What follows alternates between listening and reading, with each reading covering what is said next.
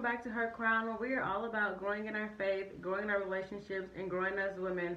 On today's video of Let's Really Find Out, I was led to do this video on Daniel just to do a quick summary of his life so you can know who he was a little bit, just a little bit about him.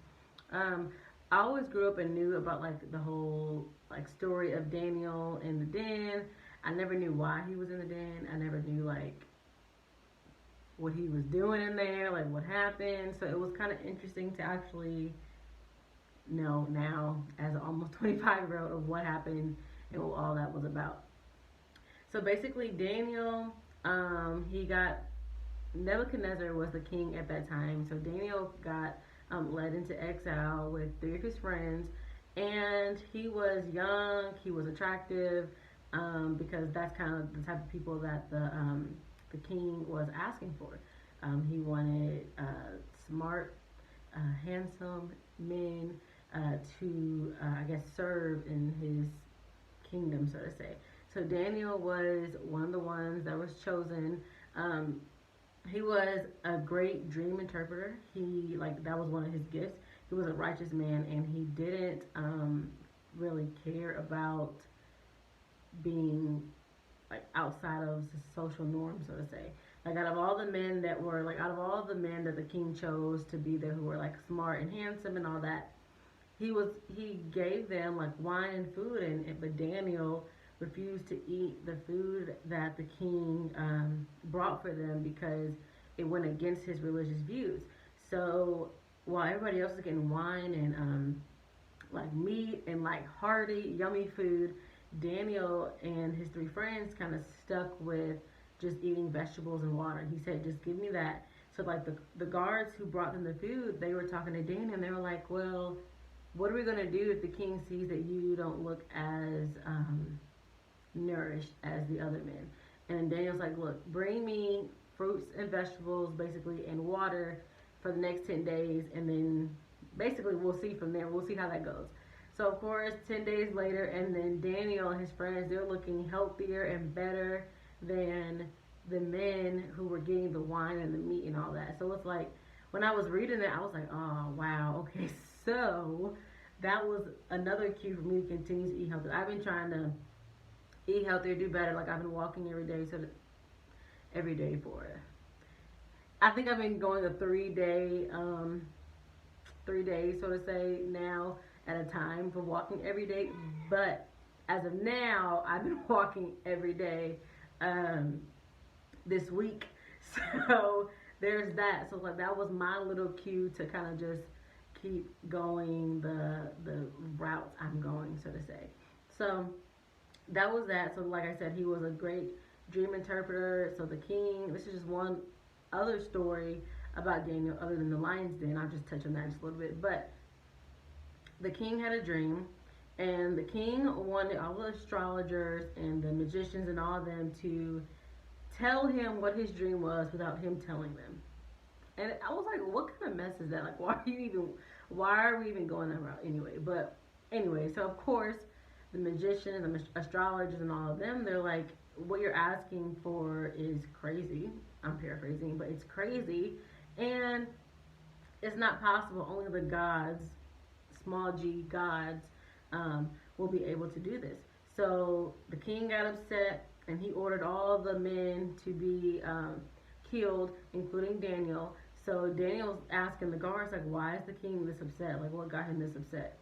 And the guards tell him because nobody was able to tell the king what his dream was about. So of course Daniel's praying to God. He tells his friends, look, we need to go into prayer mode, so the God can reveal to us what it is. So God can reveal to us what it is that that the king had a dream about. So Daniel gets brought to the king, and then he is telling the king that he can tell him his dream basically. So then Daniel, of course, God gives him the wisdom and just reveals to him the interpretation of what the king's dream was. So the king is happy, whoop-de-doo, all that's great. So that was that story. Then another story of the book of Daniel. Daniel was put into the lion's den because of jealousy from the other men. Other men were jealous of him. And you know, if you think about you're going into a lion's den, you're probably going to get eaten. But of course, God kept him.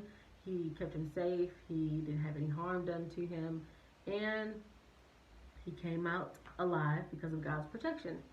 And before that one, of course, there's a story of when Daniel and his three friends got put into the fiery furnace. And that story to me is like just crazy in general because like the king threw them in there.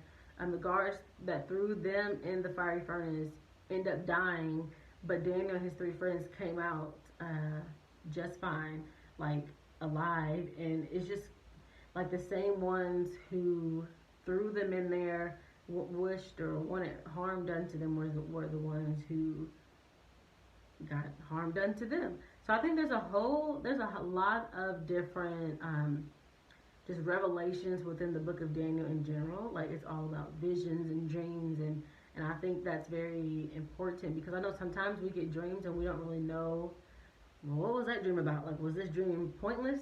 Did this dream have meaning?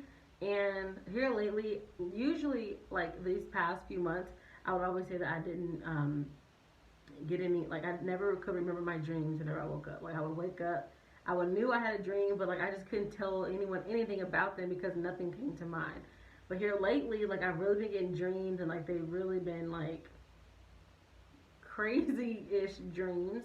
So it's like some of them were like warnings for things that kind of happened already, and I'm starting to just kind of focus more so on my dreams and just to kind of get my own interpretation. Like if my family members will tell me a dream, like God will give me an interpretation for their dreams, and that's one thing that I do. I would say, well, that's one gift that I am confident in, like not because of me, but because like just because of God. Basically, that's it, because of God. So it's like it was kind of cool to see that I didn't know Daniel was all about dream interpretation, kind of, and like so that was cool to see, kind of like how God continues to give me things that are right on time with kind of like what I'm dealing with and what I'm kind of going through on my own. So I thought that was cool to share and just, you know, give a little light video on Daniel. You know, I always try and keep these videos short because like I was kind of going back and forth, like, do I want these videos to be about like the chapter or about the person? But I want to, and I feel like in the past I've kind of done them more so on like the chapter kind of, but I want to get kind of shift onto these videos just being literally just strictly on the person that God gives me. So that was that. That was Daniel. He was young. He was a teenager when he got into exile. He was handsome. He was smart. He was wise. He was a righteous man.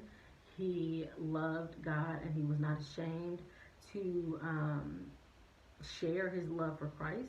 He was bold, and I just think it's crazy. You just picture like he was, I don't know if he was 17 or not, but they said teenager. So just picture like a 17, 16, 15-year-old in front of a king, and you're trusting God with your gift, and you're telling, you're giving an interpretation to a dream that you weren't even told about as a teenager, and there's a king in front of you who could literally have you killed right then and there if you say something wrong. So I just think that's crazy. It shows his strength and how bold he was and how smart and wise he was as a young man. And yeah, so yeah, that's it. That's all about Daniel that I felt led to share today. There's so much in Daniel that you could really dissect. So I think there's like 12 chapters in the book of Daniel, and I always encourage you to read it for yourself as well, so that you can get your own revelation too, and then share it if you want to.